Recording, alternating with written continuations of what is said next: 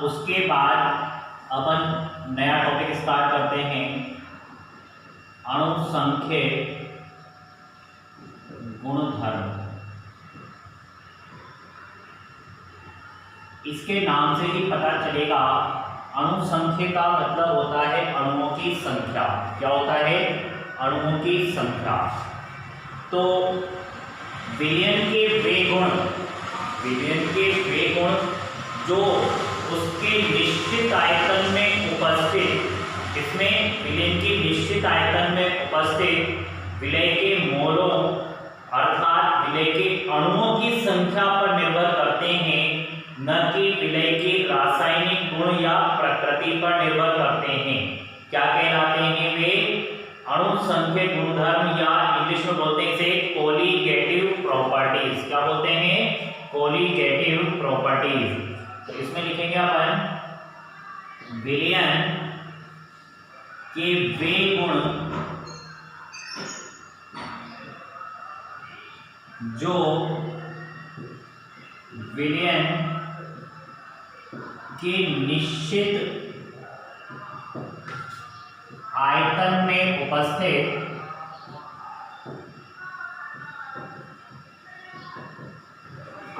विलय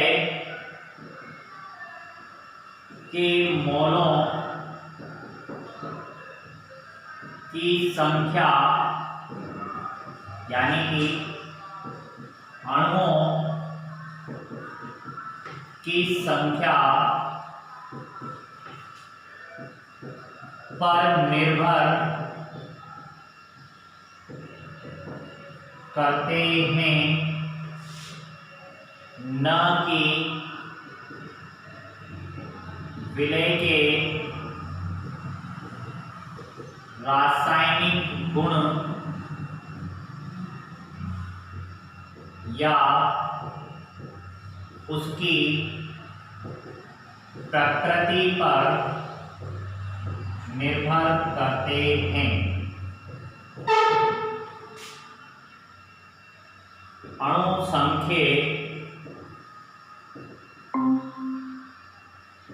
गुणधर्म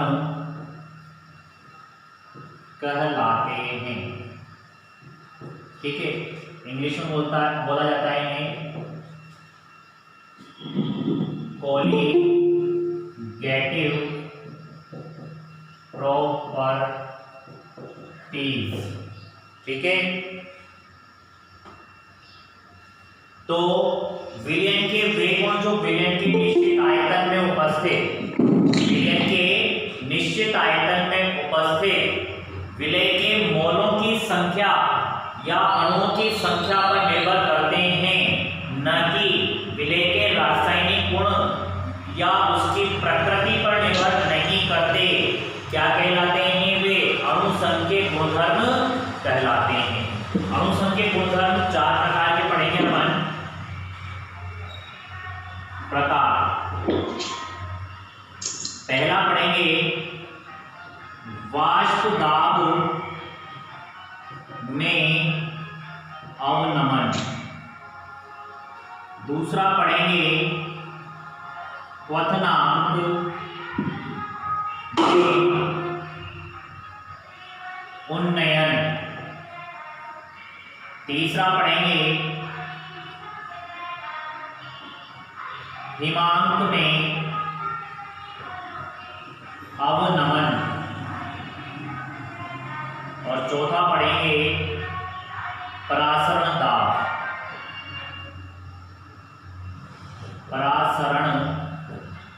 दाब। ठीक है, इस प्रकार हम 4 प्रकार के अणुसंख्य गुणधर्म पढ़ेंगे। इस परिभाषा को और इनको लिखिए, नोट कीजिए इसे।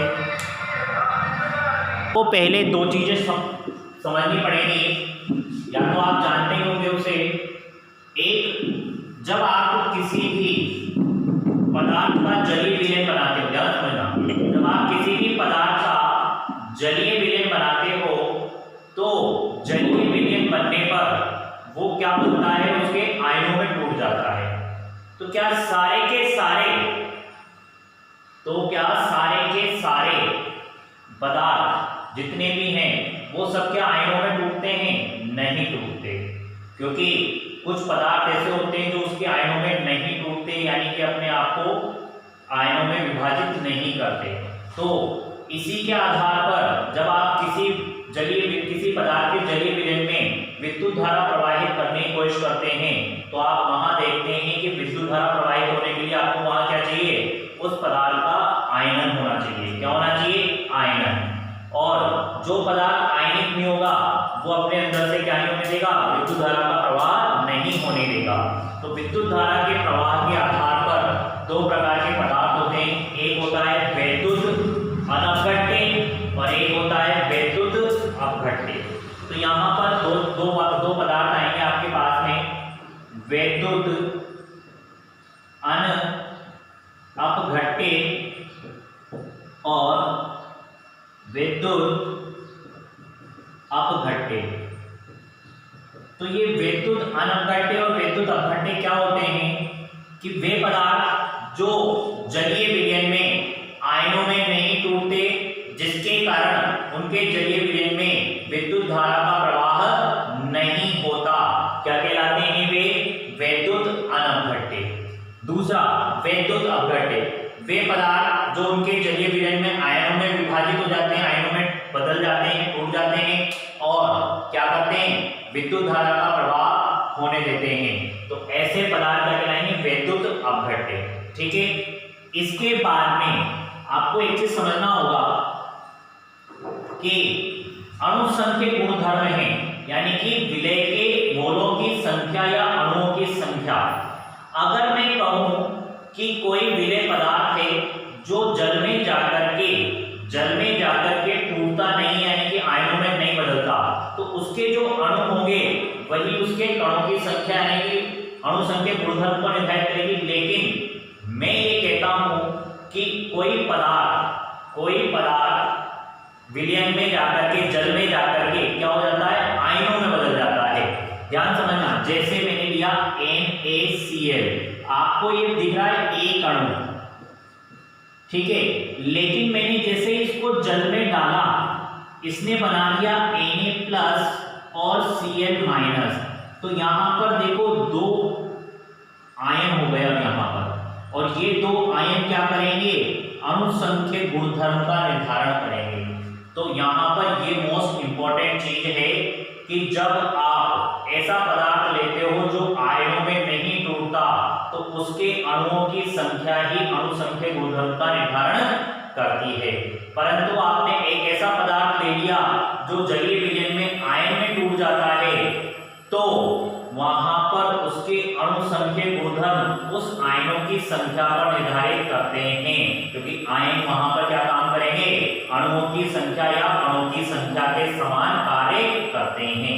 आई बात समझ में? इसीलिए अपन ने वैद्युत अपघट्य और अनपघट्य समझा था। तो अब इसमें कुछ महत्वपूर्ण तथ्य हैं इसके। क्या है? पहला, समान मोलर सांद्रता के, यानी कि जिनकी सांद्रताएं क्या है? समान है, समान मोलर सांद्रता के वैद्युत। हाँ बेटा बोलिए। सर आवाज भी नहीं आ रही और आप दिखाई भी नहीं दे रहे। ऐसा कैसे हो सकता है? चलो आगे देखते हैं इसमें कि समान मोलर सांद्रता के वैद्युत अनपघट्य।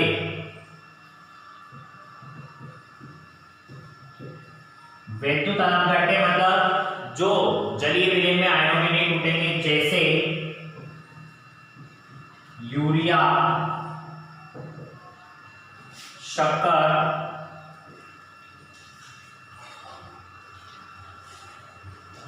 आदि के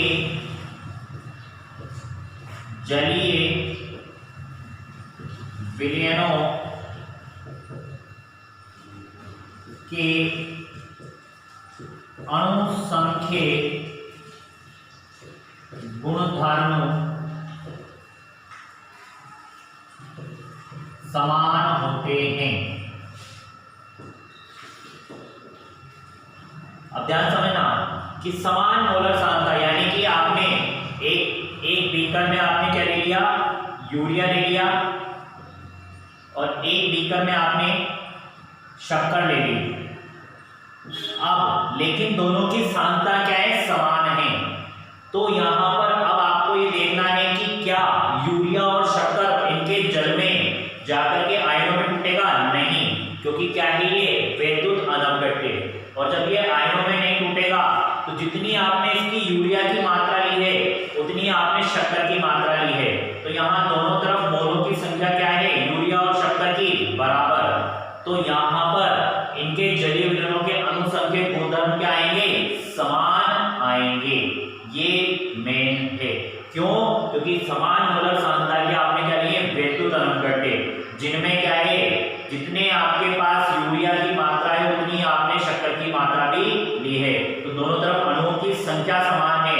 इससे मतलब नहीं कि यूरिया लिया है आपने शक्कर लिया है। अपन ने बोला था अनुसंख्यक गुणधर्म किस पर निर्भर करते हैं, विलय के अणुओं की संख्या पर निर्भर करते हैं, न कि उसकी रासायनिक प्रकृति पर निर्भर करते हैं। ठीक है, फर्स्ट तो ये हुआ। सेकेंड, अनुसंख्यक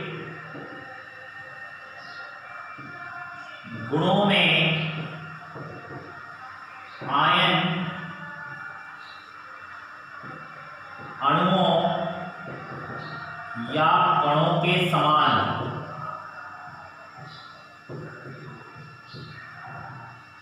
कार्य करते हैं।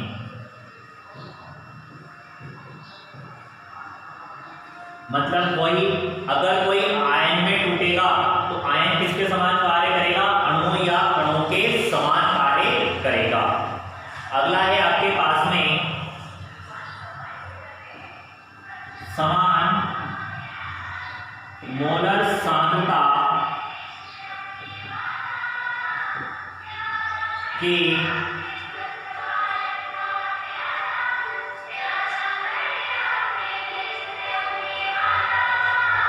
वैद्युत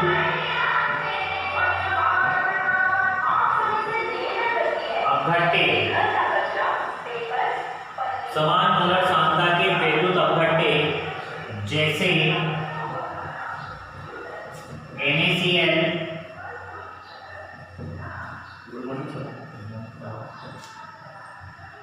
Na2SO4,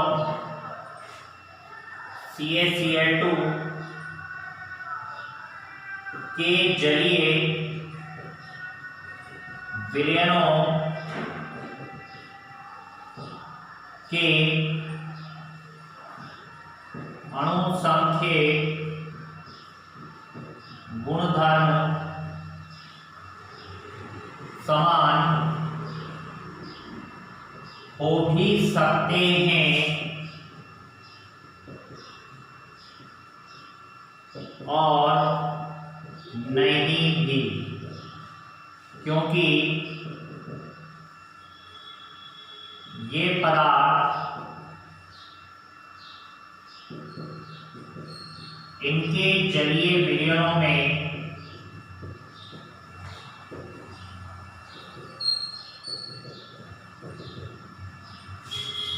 आयनों में टूटते हैं।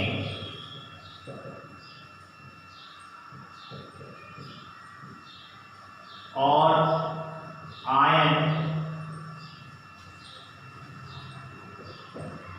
अनुसंख्यक गुणधर्मों का निर्धारण करते हैं। ठीक है, तो इसका मतलब समझना, पहले अपन ने समान मोलर सांद्रता के वैद्युत अनवगट्य लिए थे, लेकिन जैसे आपने समान मोलर सांद्रता के वैद्युत अनवगट्य इसकी जगह अपघट्य ले लिए, जैसे NaCl, Na2SO4, CaCl2, तो इनके जलीय विलयनों के अनुसंख्यक गुणधर्म समान भी हो सकते हैं और असमान भी हो सकते हैं। क्यों, क्योंकि ये जल में आयनों की संख्या अलग अलग रखेंगे। जैसे इसको समझना, जैसे मैंने यहां समझा रहा हूं मैं, जैसे NaCl लिया तो NaCl दो आयन बनाएगा Na+ और Cl-। CaCl2 लिया तो तीन आयन बनाएगा, दो क्लोरीन के और एक Ca+2 का। यहाँ नहीं, यहाँ देख लो CaCl2, तो एक तो कैल्शियम का और दो क्लोरीन के। Na2SO4 ये भी तीन बनाएगा, दो सोडियम के और एक SO4-2। तो ध्यान से देखना, इसके और इसके अणु संख्या गुणधर्म क्या होंगे? अलग अलग। क्यों? क्योंकि इसके अंदर आयनों की संख्या कितनी बनेगी? 2, और इसमें कितनी बनेगी? 3। परंतु इसके और इसके अणु संख्या गुणधर्म क्या होंगे? समान होंगे। क्यों? क्योंकि इसमें भी 3 आयन बनेंगे और इसमें भी 3 आयन बनेंगे। ये इस बात पर कोई निर्भर नहीं कर रहा कि यहाँ पर आपने कैल्शियम क्लोराइड लिया है या यहाँ पर सोडियम सल्फेट लिया है, कोई मतलब नहीं है। लेकिन यहाँ पर अणुओं की संख्या यानी कि आयनों की संख्या क्या है? दोनों तरफ बराबर है। तो इनके तो अणु संख्या गुणधर्म समान आएंगे, लेकिन इसके और इन दोनों के साथ में कोई इसका रिलेशन नहीं रहेगा। अणु संख्या गुणधर्म यहाँ पर बदल जाएंगे। ठीक है, तो इस प्रकार से आपके यहाँ पर क्या हो जाएगा? इन दोनों के गुणधर्म समान और इसके अणु संख्या गुणधर्म क्या हो जाएंगे? अलग अलग हो जाएंगे। ठीक है, इन तीनों को लिख लीजिए, महत्वपूर्ण तथ्यों को। जब अपन किसी अवाष्पशील विलयन का वाष्प दाब देखते हैं तो उसमें शुद्ध विलायक से भी क्या होता है? वाष्प दाब कम आता है। ठीक है, वही चीज है यहाँ पर जो अपन ने पहले पढ़ी थी।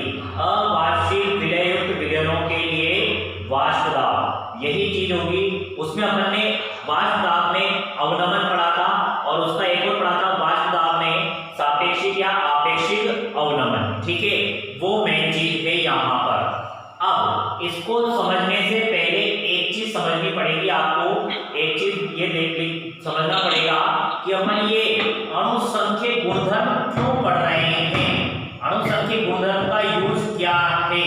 सबसे मेन चीज ये है। तो अणु संख्या गुणधर्म का एक यूज है कि अणु संख्या गुणधर्म विलयन में उपस्थित विलय की मात्रा को निर्धारित करने के काम में आता है। किसको?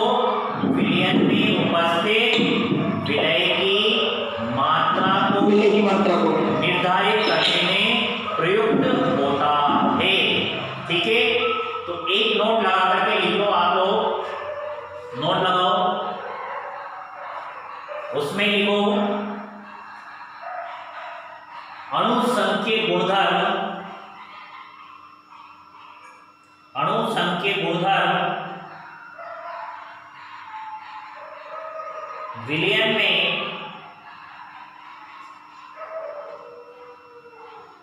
विलय के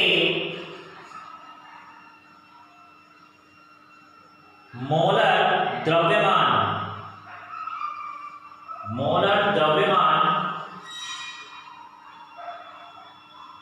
की गणना में प्रयुक्त होता है, ठीक है। सबसे पहला अपन पढ़ेंगे वाष्प दाब में अवनमन। वाष्प दाब में वैसे अवनमन के लिए मैंने आपको सब कुछ पढ़ा रखा है। वाष्प दाब में आपेक्षिक अवनमन पढ़ा रखा है मैंने आपको, ठीक है। क्या होता है, जब अवाष्पशील विलययुक्त विलयन रहता है तो उसमें शुद्ध विलायक की तुलना में क्या होती है, वाष्प दाब में कमी आती है। और उसको अपन ने रिलेशन बनाया था किसके साथ में, शुद्ध विलायक के साथ में तुलना करी थी और विलय के मोल अंश से उसका रिलेशन बनाया था। तो अपने पास में मैं डायरेक्ट वहीं जा रहा हूं, आपको सब कुछ वहां से लिखना है। बस आप इसको चाहो तो एक वर्ड जोड़ सकते हो वाष्प दाब में आपेक्षिक, क्योंकि कहा था कि सर उसमें सापेक्षिक नहीं आपेक्षिक लिखना है, तो आप आपेक्षिक लिख लो, आपेक्षिक अवनमन। और उसमें आपको वैसा का वैसा ही लिखना है कि जब अवाष्पशील विलय युक्त विलयन में वाष्प दाब देखा जाता है तो अवाष्पशील विलय युक्त विलयन का जो वाष्प दाब होता है वह शुद्ध विलायक से क्या होता है, कम आता है, ठीक है। उसमें अपन ने ये पढ़ा था कि X B equal P A not minus P S upon P A not, ये अपन ने पढ़ा था। और ये वाला जो पोर्शन था इसको अपन ने वाष्प दाब में आपेक्षिक अवनमन कहा था। ठीक है, अब यहां से आपको अणुसंकेत गुणधर्म का जो यूज है विलय के मोलर द्रव्यमान यानी कि विलय का मोलर द्रव्यमान ज्ञात करना यानी कि अणुभार जिसको अपन कहते हैं ज्ञात करने का आपको यहां से फॉर्मूला जनरेट करना है। अब इसके लिए चूंकि अपन जानते हैं एक्स बी यानी मोल अंश बराबर क्या होगा, N B upon N A plus N B, ये होता है। मोल अंश बराबर क्या होता है, जिसका भी मोल अंश निकालना है उसका आपको क्या लिखना है, मोल बटा कुल मोल। ठीक है, यहां पर आप देखोगे कि एन बी और एन ए, ठीक है, यहां पर चूंकि एन ए या फिर ऐसे कर सकते हैं क्योंकि जो विलयन होगा उसमें विलायक की मात्रा ज्यादा होगी, तो यदि तनु विलयन है तो एन ए बहुत ज्यादा अधिक होगा एन बी से, इसीलिए X B equal N B upon N A, यानी कि दोनों में अगर आप कंपेरिजन करो, अगर एन ए बहुत ज्यादा है तनु विलयन है तो आपको एन बी का मान उसके सामने बहुत छोटा होगा, आप इसको नगण्य मान सकते हो, तो N B upon N A हो जाएगा यहाँ पर। ठीक है, अब यहाँ पर आपको देखना है एन बी और एन ए का मान क्या होता है। मोल बराबर क्या होता है, मोल बराबर क्या होता है, अरे मोल बराबर क्या होता है, भार बटा अणुभार, ये होता है ना भाई। मोल बराबर क्या होता है, भार अणुभार। ठीक है, तो यहाँ पर W B upon M B और यहाँ क्या होगा एन ए बराबर W A upon M A. ठीक है, ये होगा एन बी बराबर W B upon M B और एन ए बराबर W A upon M A. ये मान आप इसमें रखोगे तो यहाँ पर एक्स बी बराबर, यहाँ पर आपको जाएगा एक्स बी बराबर W B upon M B into M A ऊपर चल जाएगा और डब्ल्यू ए क्या हो जाएगा, नीचे आ जाएगा आपके पास। ठीक है, इसको आपको क्या करना है, इसको मान को यहां रखना है आपको।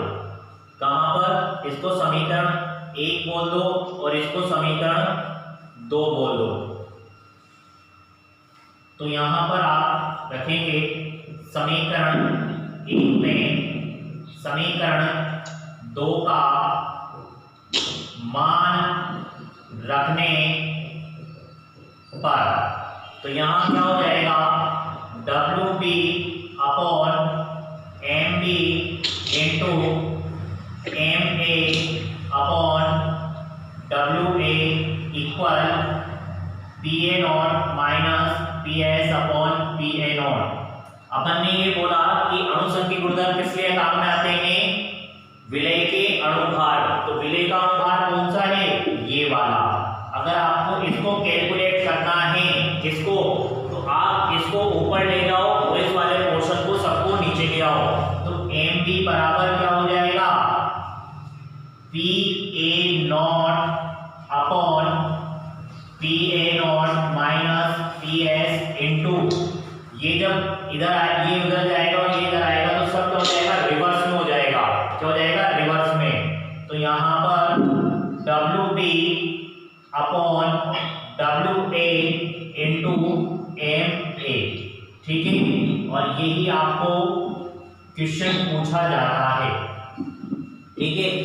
अब ध्यान से देखना, MB क्या है, विलय का अणुभार, विलायक का शुद्ध विलायक का वाष्प दाब, शुद्ध विलायक का वाष्प दाब, विलयन का वाष्प दाब, विलय का भार यानी कि विलय की मात्रा, ये क्या है, विलायक का आपके भार, और ये क्या है, विलायक का अणुभार। तो आपको इतनी सारी चीजें देगा वो आपको, तब जाकर के आपसे पूछेगा कि ये बताइए कि इस विलयन में उपस्थित विलय का अणुभार कितना है।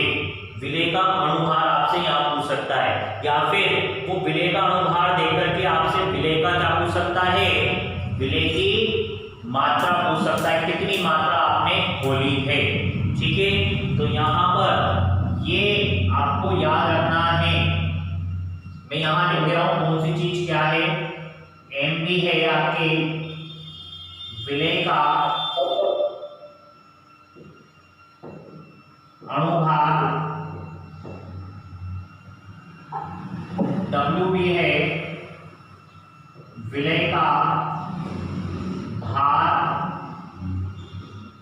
MB है विलायक का, सॉरी MA है विलायक का अणुभार, और WA है आपके पास विलायक का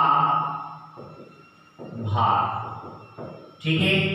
ये आपका यहाँ पर क्या हुआ, वाष्प दाब में आपेक्षिक अवनमन। इसके ऊपर आपको मैंने पढ़ा रखा है इससे पहले वाला आपेक्षिक अवनमन, ये कैसे कैलकुलेट किया था ये मैं आपको पढ़ा चुका हूँ पहले।